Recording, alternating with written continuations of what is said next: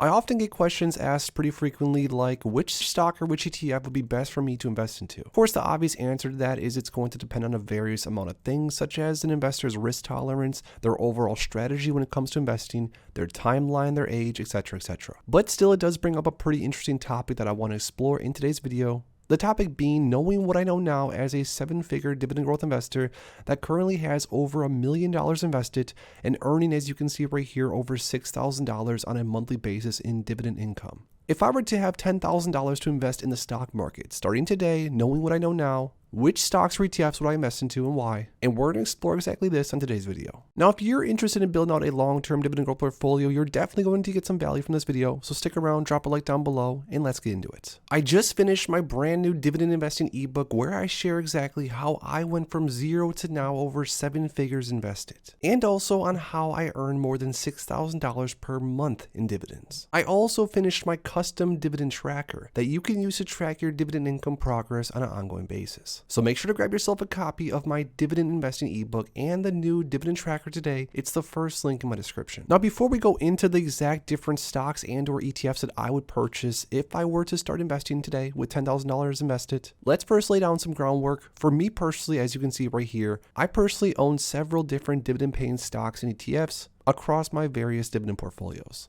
Now, my overall strategy as a 31-year-old dividend growth investor is pretty simple. I like to invest into different dividend-paying stocks and ETFs that have the potential to also grow in share or ETF price over time, and also have a likelihood of raising their dividends along the way. Now, there are some names within my portfolio that don't necessarily have the potential to raise dividends, for example, and or even grow all that much in price, but that's because for me personally, I'm looking to use some or if not all this dividend income within probably the next 5 or 10 years of my investing journey to start using for bills or travel, or just to utilize some extra money coming in regardless. Because side note, as of right now, I'm currently reinvesting every single penny of my dividend income on a monthly basis, and I hope to continue to do that for a while here. But if I were to choose exactly how to build out a $10,000 portfolio, once again with knowing what I know today, along with what I think would be a perfect strategy for a dividend growth investor that wants not only consistent cash flow from day one, but also wants to see their portfolio grow significantly over time. The first position that I would have make up 1/5 of the portfolio. So side note, we are going to have 5 different positions within this portfolio. The first position, the first $2,000 purchase, would be in the Schwab US Dividend Equity ETF or SCHD. Now, the reason I would choose to build out 1/5 of the portfolio in shares of SCHD is because SCHD not only has potential to keep growing over time, considering SCHD has basically tripled in ETF price, but also from day one, SCHD does offer a decent amount of cash flow with a trailing 12-month 3.46% dividend yield. By investing into something like SCHD, investors are not only going to have long-term growth potential as far as having their portfolio grow over time, but are going to get day one cash flow. Not to mention SCHD has had some pretty significant dividend growth historically. Now, dividend growth is basically how much a stock or ETF pays year over year in dividends.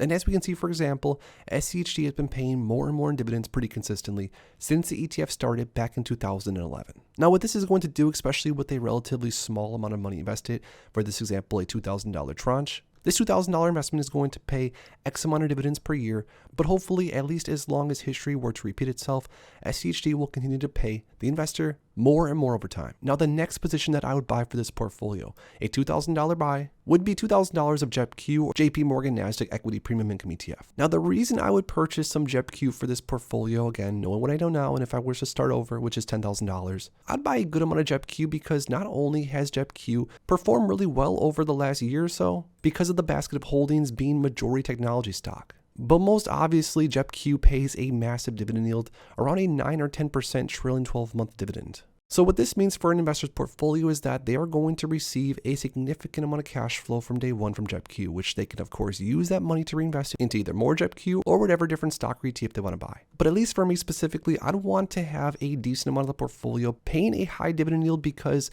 I favor cash flow, even if that means there's going to be a little bit less total return long term. I want to see some cash flow coming in from day one, so therefore I can choose to do whatever I want to do with it. The next position that I would buy for this portfolio, a $2,000 buy, would be $2,000 worth of ticker symbol O or Realty Income. Now, Realty Income, although it is a single stock, Realty Income is one of the largest REITs across the entire market. They own over 13,000 different properties, and it's very, very well diversified. Now, Realty Income, just like SCHD, has not only grown in share price significantly over time, but Realty Income is also offering around a 5.5% forward starting dividend yield. So what's great about realty income and why I would definitely include it in the portfolio, you're not only getting the potential to see your portfolio grow over time because realty income has done so historically, but also realty income pays a dividend on a monthly basis, has continued to pay more and more in dividends as you can see right here.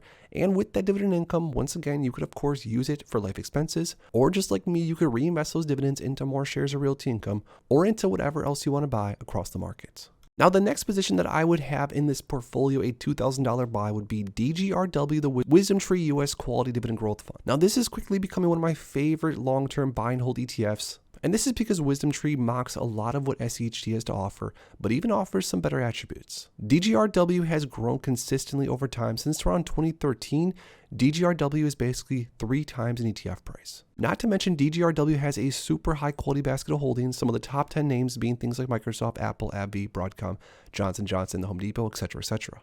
But with DGRW, you're also getting a large amount of exposure to technology, which means this ETF does have some potential to really grow over time. But it's not only growth when it comes to this ETF, it also offers a 1.7% trailing 12-month dividend yield. So this ETF specifically is not really going to make anyone rich from day one when it comes to cash flow. Although, like I showed you earlier, the growth potential is definitely there. Also, not to mention, DGRW pays a dividend monthly, and just like some of the others, has continued to pay more and more in dividends over the long term. Now, the last slice of this portfolio, the last position, would be none other than ticker symbol VOO, or the Vanguard S&P 500 ETF. Now, VOO is an ETF that I definitely wish I would have just bought a lot more of when I started investing in around 2017 or so. And this is simply because of the reason that the S&P 500 is basically the gold standard when it comes to investing, and it's very hard to outperform. Now, I get it, VOO is sort of a boring investment considering a lot of new investors like myself back in the day thought it was more fun to buy into specific different stocks. And of course, time would tell that for most of us, that's a big mistake. Also, the fact that VOO only offers around a 1.5% trailing 12-month dividend yield. This ETF, of course, is not going to get you rich when it comes to cash flow. And for us dividend growth investors, a 1.4% dividend yield can be a little bit boring. But because I'm building this portfolio going off of what I know now, I know that VOO is one of the safest investments across the entire market. At least it's been historically, and I know that it's going to outperform most other stocks or ETFs that most of us are going to pick.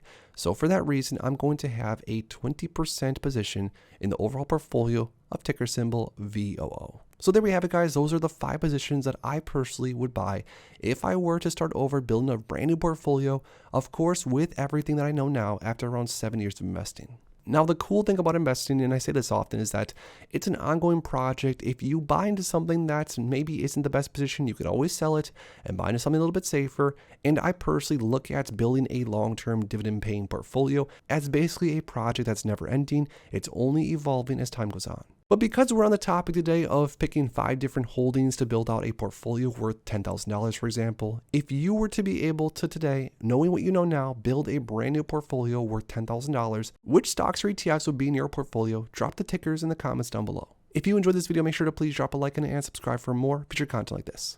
Thanks as always for stopping by, and if you are interested in investing, make sure to check out these recent videos I posted right here.